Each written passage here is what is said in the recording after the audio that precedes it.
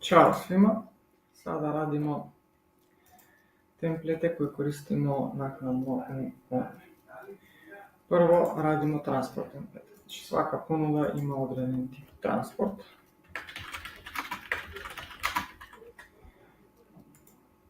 Recimo da sopstveni prevoz za odrasle je normalno 0, dodeka autobus iz Niš je povratna cijena doplaća se 30 eura, cijena prevoza se 20 ili autobus Niš, autobus iz Beograda doplaća se 50, znači 30.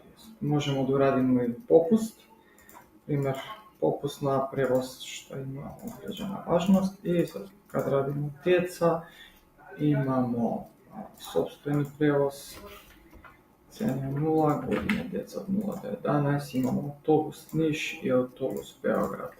Povratna cijena 0 za infants i radimo autobus Niš i autobus Beograd. Ovo nam ne treba zadnje, povratna cijena da je za djeca od 20 za 10, od 2 do 11 godina i ovdje je 30 za 20, od 2 do 11 godina. Ovo sačuvamo. Nakon što sačuvamo možemo da isto dodamo u ponudu.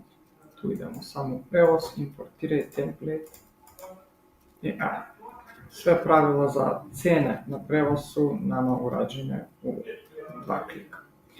Nakon što ovo imamo i kada radimo aranžman, treba će nama dati. To radimo u period template. Primjer, imamo da leto i leto,